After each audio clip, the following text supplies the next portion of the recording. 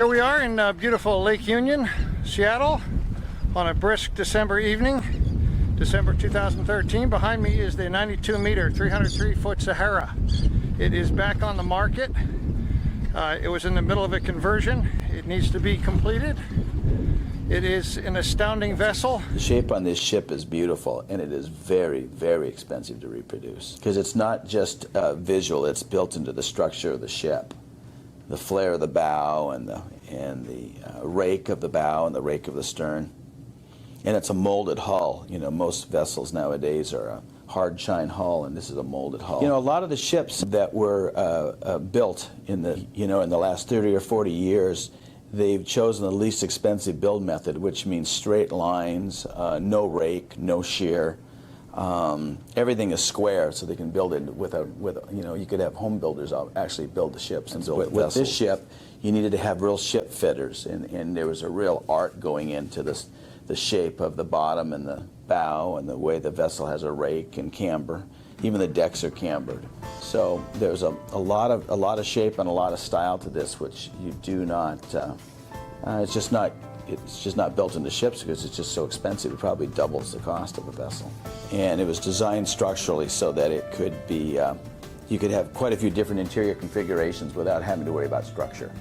So you have a lot of flexibility there. The ship was always maintained in fresh water. And once NOAA sold the vessel, she's been moored and maintained continuously in fresh water. Her steel hull is in practically new condition. I mean, just very little wastage, if any at all. She's heavily built. She is ice classed. So that means she's got special framing for the first third of the ship, special hull plating along the waterline in critical areas.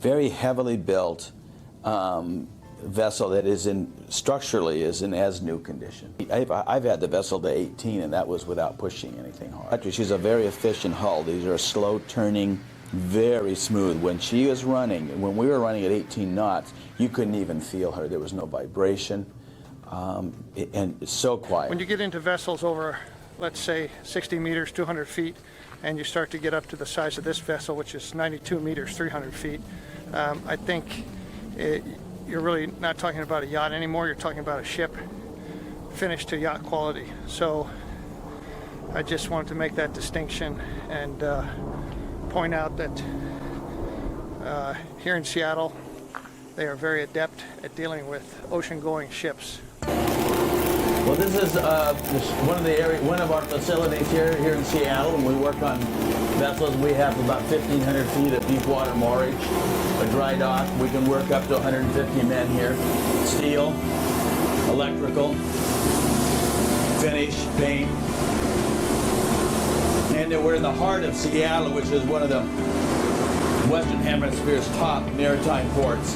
It's great for materials, trades, great contractors in all fields, from hydraulic, electrical, air conditioning, to finish, paint, fairing.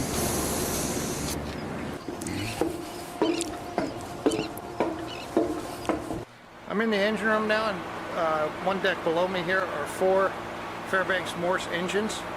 3 of them are near new. They were put in by the U.S. government just before they disposed of the vessel. This is the propulsion machinery control room for the diesel-electric system.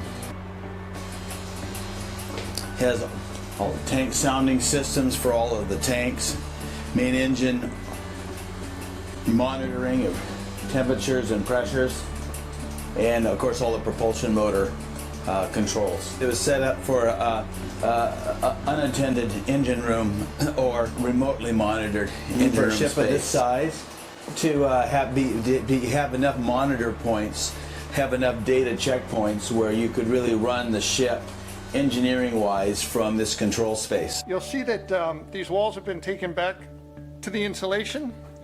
Overhead, I'm going to show you some details of the wiring. They actually stripped out the plumbing in here, but they left the base of the showers and the sink piping. Why do replumbing? You know, when you got the sewage, lines and all of that here. All these, and all these cables have markings on them. You know, they've got tags on them. These tags right here are numbers. These equate, all those equate to circuits. Yeah, so it's relatively easy to use a circuit or to reuse a circuit.